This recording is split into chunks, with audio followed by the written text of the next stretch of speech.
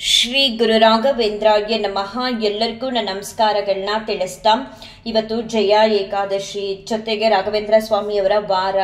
ನಮ್ಮನೇಲಿ ನಾನು ಯಾವ ರೀತಿ ಜಯ ಏಕಾದಶಿ ಆಚರಣೆನ ಮಾಡ್ತಾ ಇದ್ದೀನಿ, ಹಾಗೆ ನನಗೆ ಆದಂತಹ ಅನುಭವಗಳನ್ನ ಈ ವಿಡಿಯೋ ಮೂಲಕ ಶೇರ್ ಮಾಡ್ಕೊಳ್ತೀನಿ.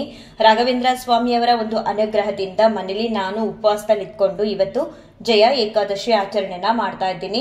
ತುಂಬಾನೇ ಚೆನ್ನಾಗಿ ಅನ್ನಿಸ್ತಿದೆ. ಏಕಾದಶಿ ಆಚರಣೆ ಒಂದ್ ರೀತಿ ಹಬ್ಬ ಇದ್ದಂಗೆ, ಆದ್ರೆ ಬಗೆ ಬಗೆಯಾದಂತಹ ಅಡಿಗೆಗಳನ್ನ ಮಾಡಿ ಊಟ ಮಾಡೋ ಹಾಗಿಲ್ಲ ಅನ್ನೋದನ್ನ ಬಿಟ್ರೆ ಭಗವಂತನ ನಾಮಸ್ಮರಣೆನ ಮಾಡ್ತಿದ್ರೆ ಅದರಿಂದ ಸಿಗುವಂತಹ ಆನಂದನೇ ಬೇರೆ ಇರುತ್ತೆ. ಅದ್ರಲ್ಲೂ ರಾಘವೇಂದ್ರ ಸ್ವಾಮಿಯವರ ನಾಮಸ್ಮರಣೆನ ಮಾಡಿದ್ರೆ ಸಾಕು, ಎಲ್ಲಿಲ್ಲದ ಆನಂದ ಖುಷಿ ಅನ್ನೋದು ಸಿಗುತ್ತೆ. ಹಾಗೆ ರಾಯರ ನಾಮಸ್ಮರಣೆಗೆ ಅಪಾರವಾದಂತಹ ಶಕ್ತಿ ಇದೆ. ಇವತ್ತಂತೂ ಬೆಳಗ್ಗೆ ಬೇಗನೆ ಎದ್ದೇಳೋ ಹಾಗೆ ಇರ್ಲಿಲ್ಲ. ಯಾಕಂತ ಅಂದ್ರೆ ಅಭಿಷೇಕಕ್ಕೆ ರೆಡಿ ಮಾಡ್ಕೊಳ್ಳೋದಾಗ್ಲಿ, ಪ್ರಸಾದಗಳನ್ನ ರೆಡಿ ಮಾಡ್ಕೊಳ್ಳೋದಾಗ್ಲಿ ಆತರ ಏನು ಇರ್ಲಿಲ್ಲ. ಯಾಕಂದ್ರೆ ಏಕಾದಶಿ ಆಚರಣೆ ಇರೋದ್ರಿಂದ.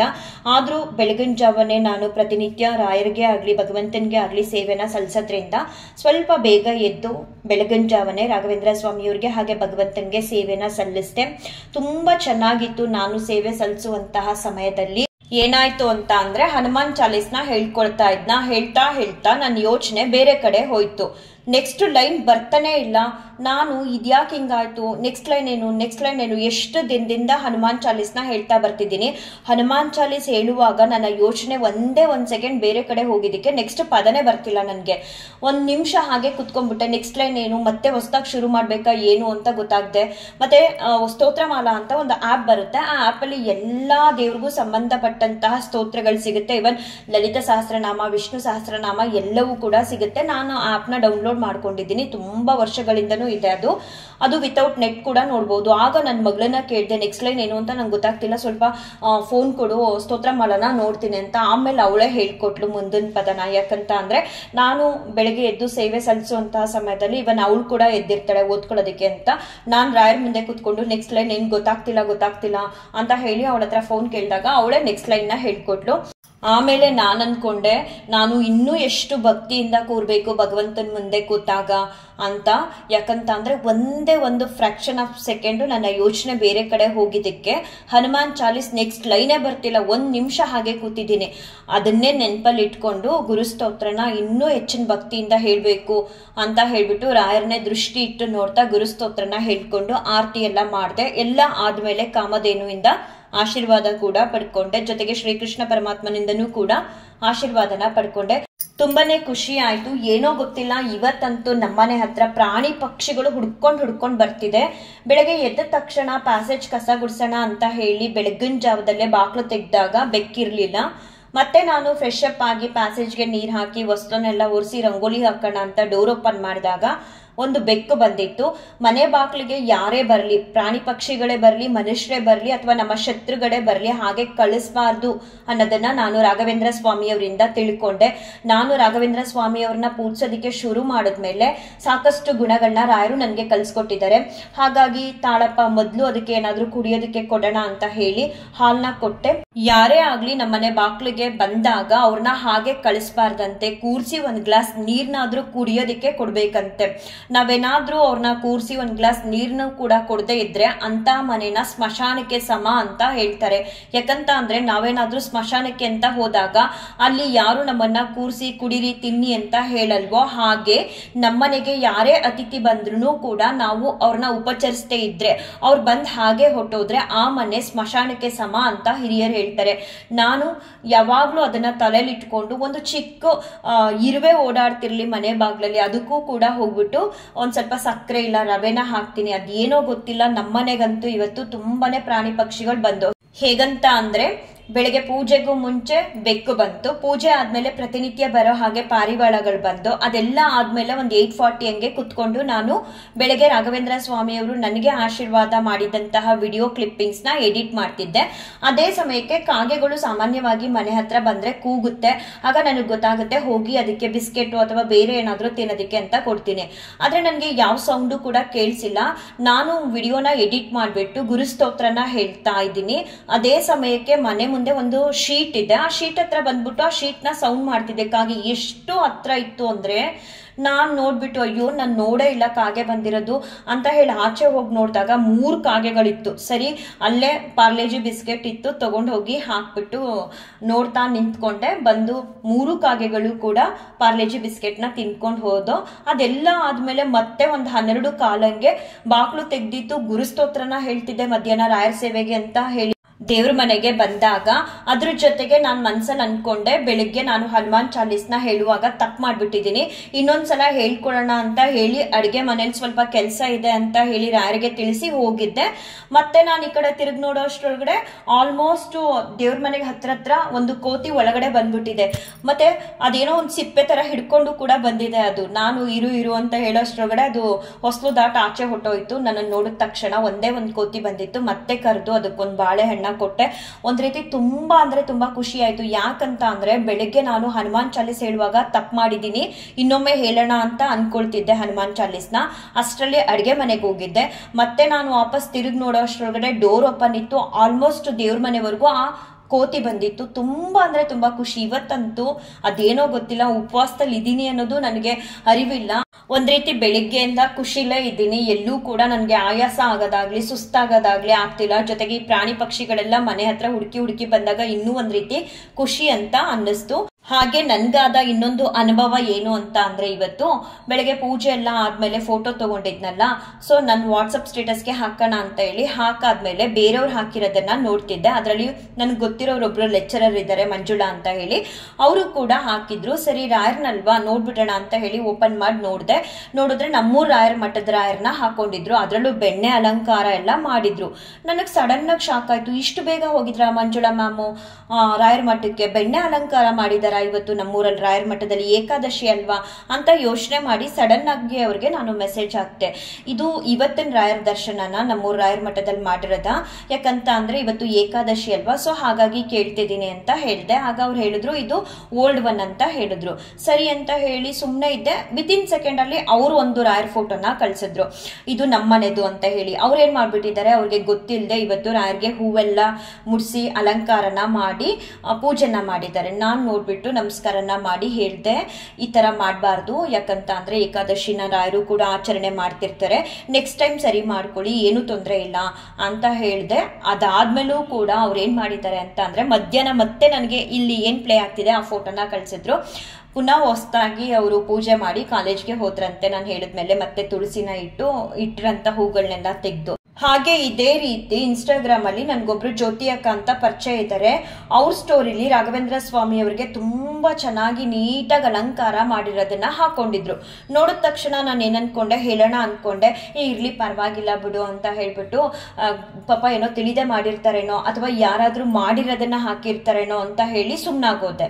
ಮತ್ತೆ ಮನೆ ಕೆಲಸ ಎಲ್ಲ ಮುಗಿಸಿ ರಾಯರ ಹತ್ರ ಬಂದು ರಾಯರಿಗೆ ಮಧ್ಯಾಹ್ನದ ಸೇವೆ ಎಲ್ಲ ಸಲ್ಲಿಸಿ ಆದ್ಮೇಲೆ ನಾನು ಇನ್ಸ್ಟಾಗ್ರಾಮ್ ನ ಓಪನ್ ಮಾಡಿ ನೋಡಿದಾಗ ನಿಜ ನಾನು ಬೆಳಿಗ್ಗೆ ಅನ್ಕೊಂಡೆ ಅವ್ರಿಗೆ ಈ ವಿಚಾರನ ತಿಳಿಸೋಣ ಅಂತ ಹೇಳಿ, ಬೇಡ ಅನ್ಕೊಂಡ್ ಸುಮ್ನಾದೆ. ಆದ್ರೆ ಅದೇ ಜ್ಯೋತಿ ಅಕ್ಕ ಅನ್ನೋರು ನನ್ಗೊಂದು ವಾಯ್ಸ್ ನೋಟ್ ನ ಕಳ್ಸಿದ್ರು.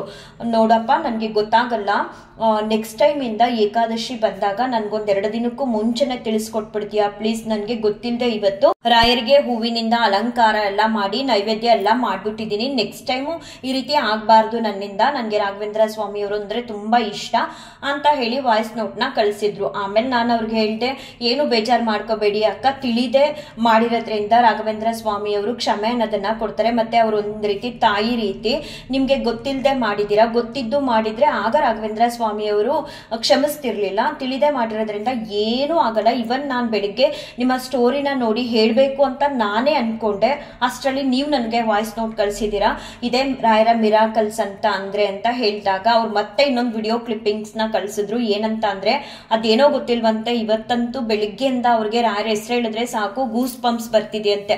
ಅದನ್ನ ನನ್ಗೆ ವಿಡಿಯೋ ಮಾಡೇ ಕಳ್ಸಿದ್ರು. ಒಂದ್ ರೀತಿ ಖುಷಿ ಆಯ್ತು. ಏನೋ ಗೊತ್ತಿಲ್ಲ, ರಾಯರ್ನ ನಂಬದವ್ರಿಗೆಲ್ಲರಿಗೂ ಒಂದಲ್ಲ ಒಂದ್ ರೀತಿ ರಾಯರು ಪವಾಡನ ಮಾಡ್ತಾನೆ ಇರ್ತಾರೆ. ಒಟ್ನಲ್ಲಿ ಇಬ್ರಿಗೆ ನಾನಿವತ್ತು ರಾಘವೇಂದ್ರ ಸ್ವಾಮಿ ಅವರಿಗೆ ಏಕಾದಶಿ ದಿನ ಅಲಂಕಾರ ಮತ್ತೆ ನೈವೇದ್ಯನ ಮಾಡಬಾರ್ದು ಅನ್ನೋದನ್ನ ಒಬ್ರಿಗೆ ನಾನಾಗೆ ಹೇಳಿದ್ರೆ, ಇನ್ನೊಬ್ರಿಗೆ ರಾಘವೇಂದ್ರ ಸ್ವಾಮಿ ಅವರು ಹೇಳೋ ಹಾಗೆ ಮಾಡಿದ್ರು. ಇವತ್ತು ಗುರುವಾರ, ಜೊತೆಗೆ ಏಕಾದಶಿ ಇರೋದ್ರಿಂದ ಶ್ರದ್ಧಾ ಭಕ್ತಿ ನಿಷ್ಠೆಯಿಂದ ಈ ಗುರುಸ್ತೋತ್ರನ ಕೇಳಿ ಎಲ್ಲರಿಗೂ ರಾಘವೇಂದ್ರ ಸ್ವಾಮಿ ಅವರ ಅನುಗ್ರಹ ಆಶೀರ್ವಾದ ಸಿಗ್ಲಿ. अथ श्रीराघवेन्द्रस्तोत्रम् श्रीपूर्णबोधगुरुतीर्थपयोक्तिपारा कामारिमाक्षमिषमाक्षिरस्पृशन्ते पूर्वोत्तरामिततरङ्गजरस्वहंस देवालिसेवितपराग्रिप्रयोजलग्न जीवेशभेदगुणपूर्तिजगत्सत्त्व नीचोच्चभावमुखनगृणै समेता दुर्वादिजापतिगिळै गुरुराघवेन्द्र वाग्देवता सरिदं विमलीकरोतु श्रीराघवेन्द्र सकलप्रदातस्वबाधकञ्जद्वयभक्तिमध्यः हगाद्रि संवेदन दृष्टिवज्रः क्षाम सुरेन्द्रो उत्तमां सदायं श्रीराघवेन्द्रो हरिपादकञ्च निषेवणाब्द समस्त संपत्तु देवस्वभावो दिविजद्रुमोऽयमिष्टप्रदो मे सततं स भूयात् भव्यस्वरूपो भवदुःखतूल संगाग्निचर्य सुखधैर्यशाली समस्त दुष्टग्रह निग्रहेश दुरत्ययो प्रपल्लव सिंधु सेतुः निरस्त दोषो निरवध्य वेश प्रत्यर्ति मूकत्व निदान भाषः विद्वत्परिचेय महाविशेषो वाग्वैकर्ये निर्जित भव्यशेषः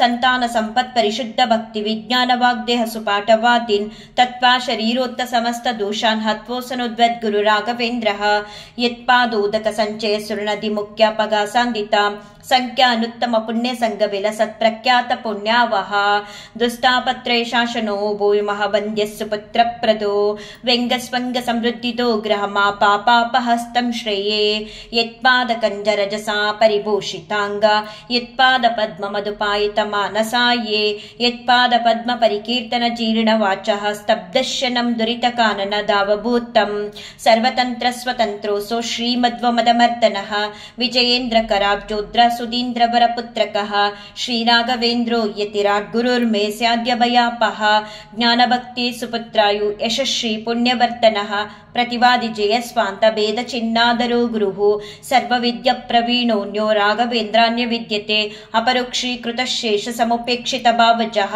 अपेक्षित प्रदातान्यो राघवेन्द्रान्य विद्यते दया दाक्षिण्य वैराग्य वाक्पाटव मुखांकितः शापानुग्रह शक्तोऽन्यो राघवेन्द्रान्य विद्यते अज्ञान विस्मृति भ्रांति संशयापस्मृतिक्षय तंत्र कंपवच कौंट्य मुखा ये चेन्द्रियोद्भवः दोषास्ते नाशमायान्ति राघवेन्द्र प्रसादतः श्रीराघवेन्द्राय नमः इत्यष्टाक्षर मंत्रतः जपिता द्वामिता नित्यम् इष्टार्थ सुर्ण संशयः हन्तनक्काय च दोषो नात्मात्मीय समुद्भवान् सर्वानपि पुपुस्ताचु ददातु गुरुरात्मवितो इति कालत्रये नित्यं प्रार्थना यष्करोति शः इह मुद्राप्त सर्वेष्टो मोदते नात्र संशयः अगम्य महिमा लोके राघवेन्द्रो महाश्रयः श्रीमद्वमददुग्धाब्धि चन्द्रोऽवतु सदा नगः सर्वयात्राफला व्याप्ति यथाशक्ति प्रदक्षिणं करोमि तव सिद्ध्यस्य वृन्दावनगतं जलं शिरसा धारयामद्य सर्वतीर्थफलाप्तये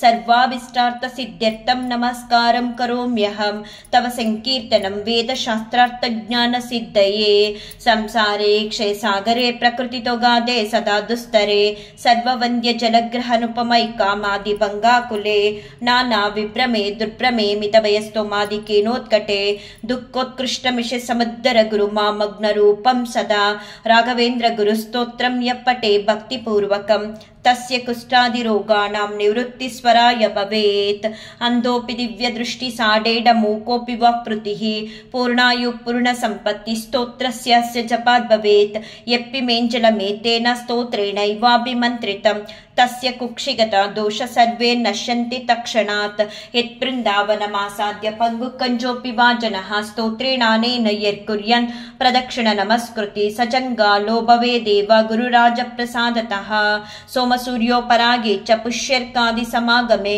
योनुत्तममिदं स्तोत्रम् अष्टोत्तरशतं जपेत् भूतप्रेत पिशाचादि पीडा न तस्य न जायते एतस्तोत्रं समुच्चार्य गुरुर्वृन्दावनान्तिके दीपसंयोजन ज्ञानं पुत्रलाभो भवेत् ध्रुवं परमादि जयो दिव्य ज्ञान भक्त्यादिवर्धनम् सर्वाभिष्टार्थ प्रवृत्ति सा नात्र कार्या विचारणः राजचोर महाव्याघ्र सर्पनक्रादि पीडनं न जायते स्तोत्रस्य प्रभावन्नात्र संशयः यो भक्त्या गुरुराघवेन्द्र चरणं द्वन्द्वं स्मरम्य पठेत् ಸ್ತೋತ್ರಂ ದಿವ್ಯಮಿದಂ ಸದಾ ನೈಭವೇತ್ ತಸ್ಯಾಸು ಕಂಕಿಂಚನ ಕೆನ್ವಿಷ್ಟಾತ್ ಸಮೃದ್ಧಿರೇವ ಕಮಲಾನಾಥ ಪ್ರಸಾದೋದಯಾತ್ ಕೀರ್ತಿರ್ದಿಗ್ವಿದಿತ ವಿಭೂತಿರತುಲಾ ಸಾಕ್ಷಿ ಹಯಾಸ್ಯೋತ್ರಹಿ ಇತಿ ಶ್ರೀ ರಾಘವೇಂದ್ರಾರ್ಯ ಗುರುರಾಜ ಪ್ರಸಾದತಃ ಕೃತಂ ಸ್ತೋತ್ರಮಿದಂ ಪುಣ್ಯಂ ಶ್ರೀಮದ್ಭಿಷರ್ಪಣಾಭಿದಹಿ ಪೂಜ್ಯಾಯ ರಾಘವೇಂದ್ರಾಯ ಸತ್ಯಧರ್ಮರತಾಯ ಚ ಭಜತಾಂ ಕಲ್ಪವೃಕ್ಷಾಯ ನಮತಾಂ ಕಾಮಧೇನವೇ ದುರ್ವಾದಿಧ್ವಾಂತರವಯೇ ವೈಷ್ಣವೇಂದೀವರೇಂದವೇ ಶ್ರೀ ರಾಘವೇಂದ್ರ ಗುರವೇ ನಮೋ ಅತ್ಯಂತ ದಯಾಲವೇ ಮೂಕೋಪಿ ಯತ್ಪ್ರಸಾದೇನ ಮುಕುಂದ ಶಯನಾಯತೆ ರಾಜರಾಜಾಯತೆ ರಿಕ್ತೋ ರಾಘವೇಂದ್ರತ್ತಮಾಶ್ರಯೇ ಇತಿ ಶ್ರೀ ಅಪ್ಪಣ್ಣಾಚಾರ್ಯ ಕೃತಂ ಶ್ರೀ ರಾಘವೇಂದ್ರ ಸ್ತೋತ್ರಂ ಸಂಪೂರ್ಣಂ. ಶ್ರೀ ಕೃಷ್ಣಾರ್ಪಣಮಸ್ತು, ಶ್ರೀ ಕೃಷ್ಣಾರ್ಪಣಮಸ್ತು, ಶ್ರೀ ಕೃಷ್ಣಾರ್ಪಣಮಸ್ತು.